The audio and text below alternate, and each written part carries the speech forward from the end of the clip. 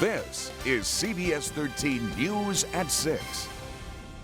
From the ground is video you'll only see on 13. Flames from a fire that started near train tracks, then leaping into a campground. From the air, pictures sent to CBS 13 show just how far the flames spread in Old Orchard Beach and Saco this afternoon.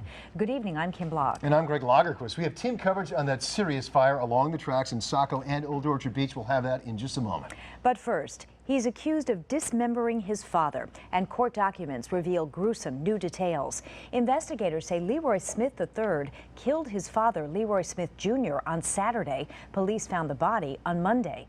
Tonight, Smith III is talking exclusively from jail with CBS 13's John Chrysos. John?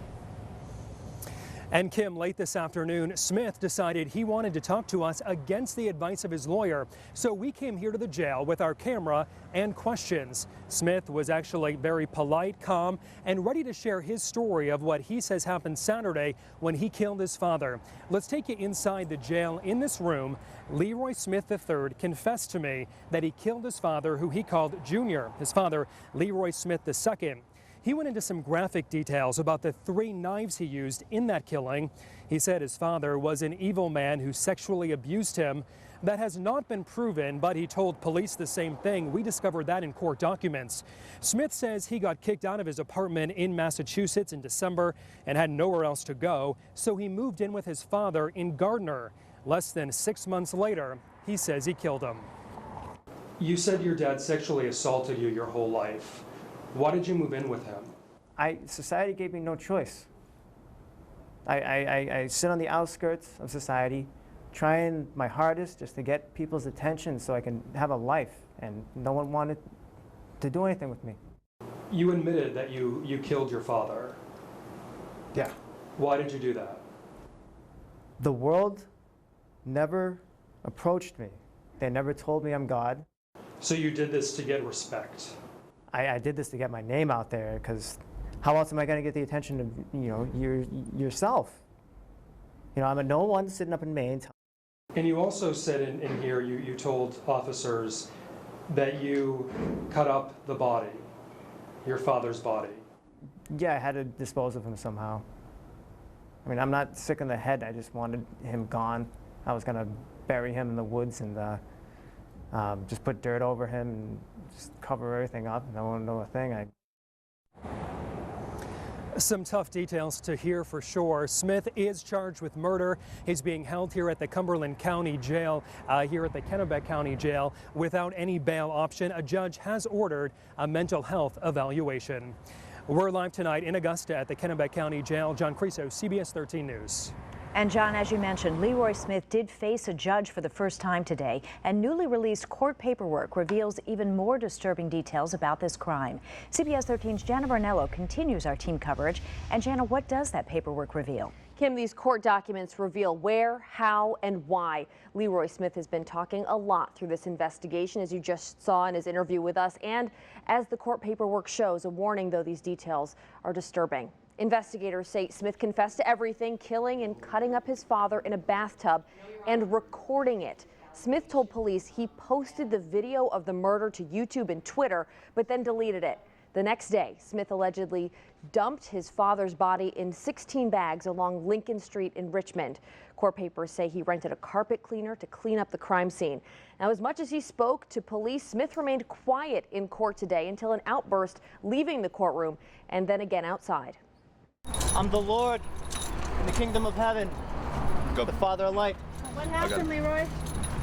They're holding my life as a lie. Been Hell's Angels property since I was born. Smith did not enter a plea today, but he did tell the judge that he understands the charges against him.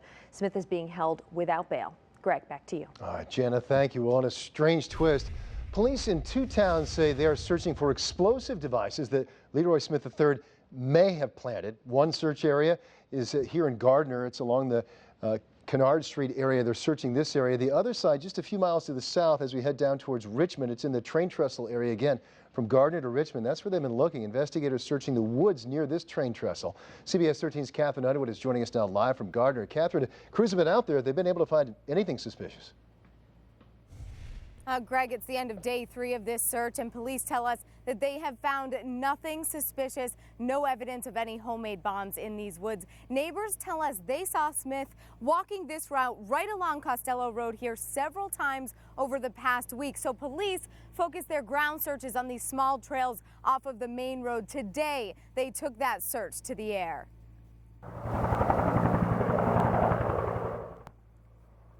Police took a good look from overhead, trying to find any areas of interest or evidence that may lead them to dangerous homemade explosives that Leroy Smith III claimed to have left behind. Police say Smith admitted to using the explosives to alert him to places with the least foot traffic so that he could camp or grow marijuana. Neighbors say there are a lot of popular trails through these woods, and they would hate to see an innocent person get hurt. And I'd hate to think some little kids out there find it, you know, and think it's a toy or don't know what it is and something bad happens. Well, if there's any explosives out there, I hope they find them. Police say if you are walking in the woods in this area at all, just be alert. They say those homemade bombs would consist of a cardboard tube, duct tape, and some fishing line. If you see anything like that or anything suspicious, don't touch it. Call police right away. The search is over for today, but officials say they will reevaluate tomorrow morning. We're live in Gardner tonight. Catherine Underwood, CBS 13 News. Greg, back to you. And Catherine, we should point out to our viewers, John did attempt to ask Smith about those allegedly planted bombs, and the interview was interrupted before we had a chance to get to that. Catherine, thank you. Well, friends and family of the victim in this case are now raising money for his funeral. The Red Barn restaurant in Augusta started a GoFundMe fundraising account for Leroy Smith Jr., who did not have life insurance. One of the restaurant's employees, Devin Smith, is the nephew of the victim and says they've raised $5,200 right now. That's $2,000 over their goal. It's been probably a day and a half now, and it's just unbelievable. How the community can come together and gets so much done, and it takes a big weight off our shoulders that we can just concentrate on the family. Now, Smith says they will give that extra money to a charity or perhaps create a scholarship in that victim's name. Crews from more than a dozen towns and cities spend most of the day fighting a nasty outbreak of brush fires along some train tracks in Old Orchard Beach and Saco. All campers on fire. That video, sent only to CBS 13, shows the moments just after the train went through as fire began spreading from the tracks to a nearby campground. CBS 13's Beth Jones is live now in Old Orchard Beach with the latest information. Beth? Yeah, Kim, we're actually live right here on Old Orchard Road, and less than a quarter mile down the road behind me, you can see all those fire trucks behind us. That is the direction of the campground, Wagon Wheel Campground, where most of the major damage was done by this fire, that according to officials. Now take a look at this aerial video that we have. This is a huge swath of land that's on fire. Officials say that that fire stretched the entire length of the train tracks in Old Orchard Beach to the Saco line, and that at least 20 communities worth of first responders were here on scene, 75 firefighters, that according to Old Orchard Beach Chief John Glass. He also tells us they believe a train coming through the area gave off sparks that ignited the fire, igniting dry material and dry conditions around it. Glass said his crews were battling heat and very thick smoke. Take a listen.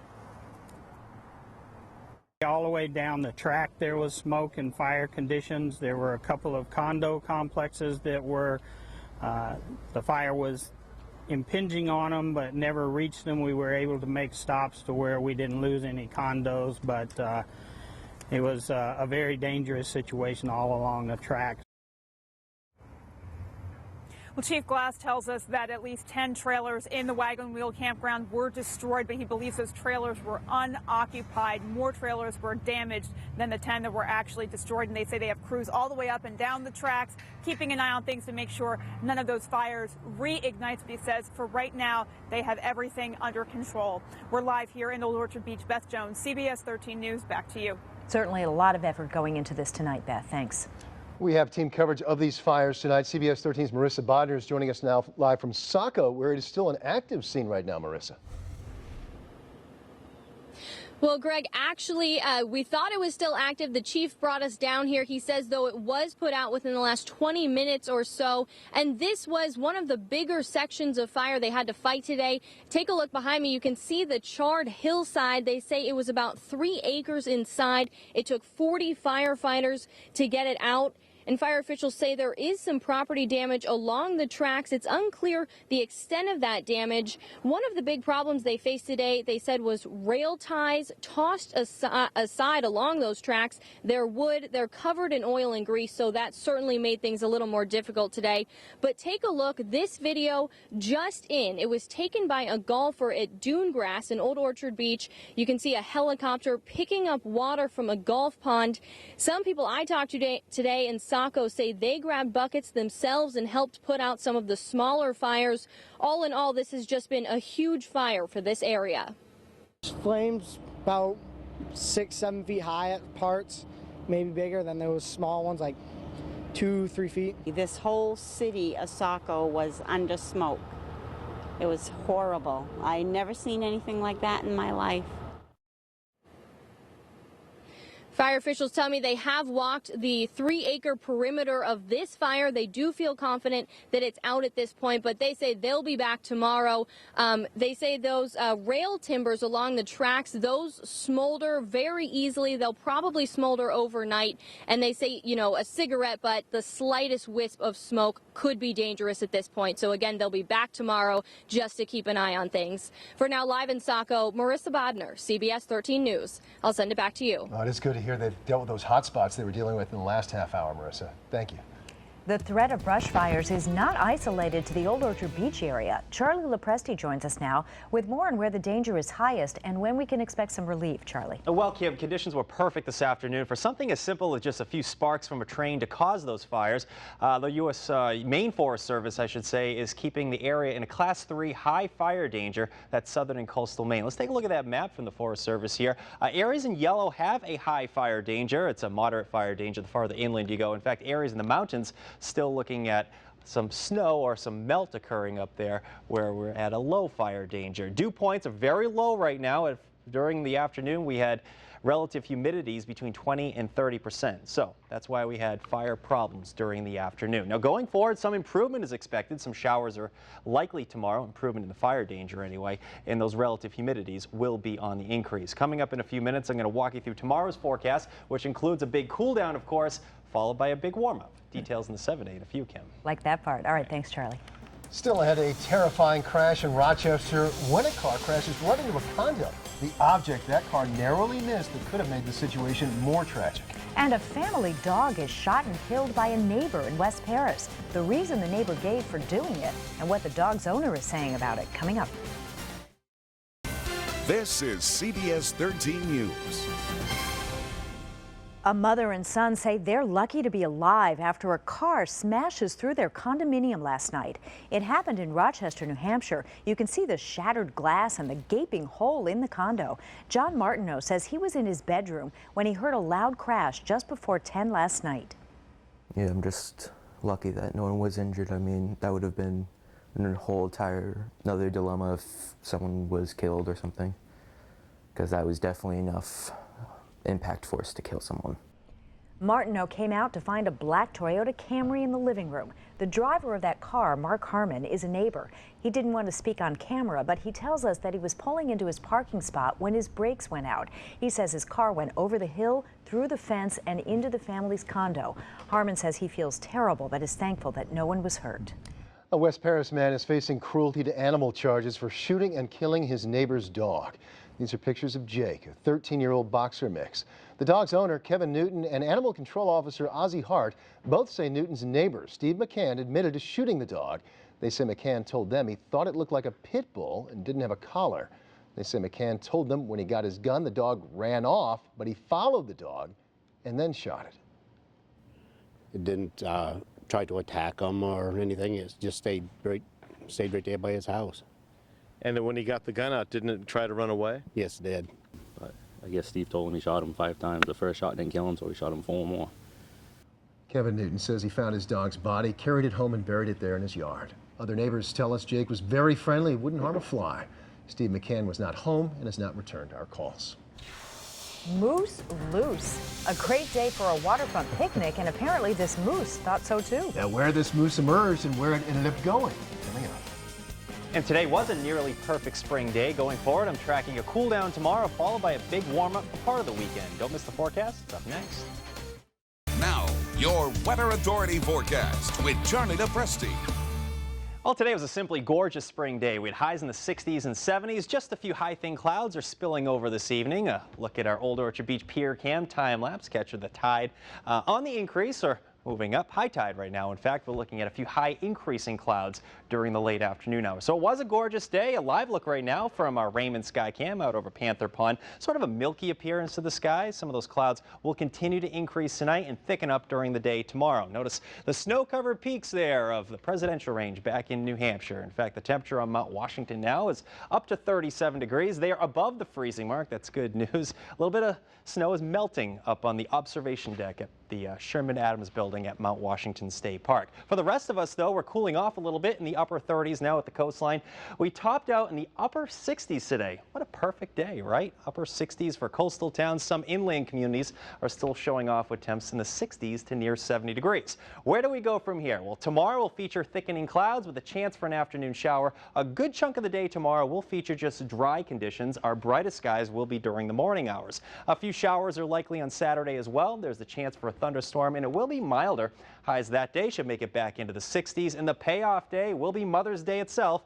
Full sunshine and even warmer conditions return that day, with many towns warming into the 70s. So Sunday will be the pick of the weekend. Again, increasing or thickening clouds out there this evening, courtesy of a warm front approaching from the southwest. That warm front is situated right in here.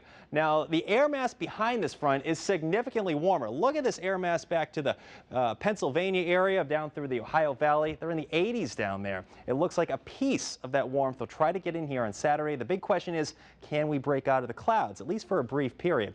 If we can, we're going to warm it to near 70. This is 7 a.m. tomorrow. If we see any sun, it's during the early morning hours. We'll have thickening clouds throughout the day with a few spotty showers by afternoon. Temps will be a solid 15 degrees cooler than where they were today. Highs will stay in the 50s tomorrow. I think 60s return on Saturday. This is the morning hours. Notice the chance for a brief shower. If we see any sun, it's probably midday or afternoon, with highs making it back into the 60s to possibly near 70 degrees. Here comes the cold front. There's the chance for a shower, even the slight chance for a thunderstorm by afternoon. This is 4 o'clock in the afternoon Saturday, and again, full sun returns Sunday, with many towns warming into the 70s. Looks pretty nice to end out the weekend, and mothers will be happy this weekend, of course. Mother's Day on Sunday will feature highs in the low 70s, upper 60s on Monday. There could be a few showers around here on Tuesday. The difference between coastal areas and inland communities, you'll just be a little bit warmer over inland towns in the coming days for daytime highs, and a little bit cooler for overnight lows. So today was a great day, guys. Of course, tomorrow we're taking a few steps backwards, but by the weekend it's looking a little bit better. Just a few showers Saturday. Just clear it out by Sunday. That's all we care. Sunday looks very nice. All right, thank you, Charlie. The Bruins and Canadiens are set to face off in Game 4 tonight. The 3 keys for Boston that should add up to a Bruins win. The Sea Dogs have their ace on the mound right now, but we're talking Patriots. What Shane Vereen has to say about tonight's draft next in sports. Now, News 13 Sports with Dave E. Good evening, everyone. After 30 games, our Portland Sea Dogs are sitting atop the Eastern Division. Tonight, the New Hampshire Fisher Cats are in town to open up a 4-game series, but that's only half the story tonight. CBS 13's Evans Boston joins us now live from Hadlock with much more. And Evans, tonight's game already underway. You got it right, Dave. Henry Owens, the Red Sox top prospect, is on the hill right now. No score in the second inning between the Sea Dogs and the Fisher Cats. But the big story here was pregame, more likely the first pitch. Patriots running back Shane Vereen was here to throw out the ceremonial first pitch. The Pats running back in town to sign a few autographs and also talk to us about the NFL draft, which starts tonight. Vereen says, just like us, he is completely clueless about what the Pats are going to do. Tonight's, the opening night of the NFL draft. Everyone wants to know what the Patriots are going to do, so I know you know. Tell us what they're going to do. I know nothing. I know just as much as, some little lady down in Texas. Literally, we don't know. It's a wait-and-see type game. I'm excited for all the guys. I mean, I remember what it was like being in their shoes, and so it's an exciting time for them.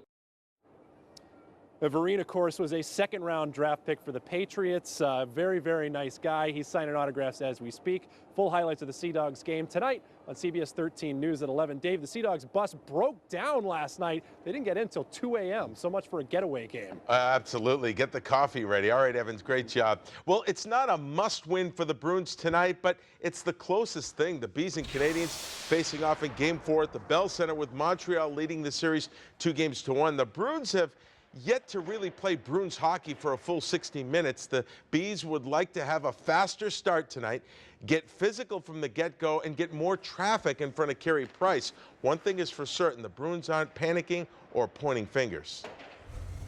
I just think our team has to play better. It's not Jerome, it's not this guy or that guy. Our team has to play better. That's how we succeed. Okay, and Jerome's part of that group, but again, I don't really spend too much time focusing on one guy. I spend a lot of time focusing on our team. Well, the Patriots are reportedly trying to trade backup quarterback Ryan Mallett to the Houston Texans. Meanwhile, the NFL draft kicks off later tonight with round 1 only. Rounds 2 and 3 will be Friday night, with the rest of the draft finishing up on Saturday. Patriots have 8 picks in all, at least for right now. The Pats' first rounder is the 29th overall pick.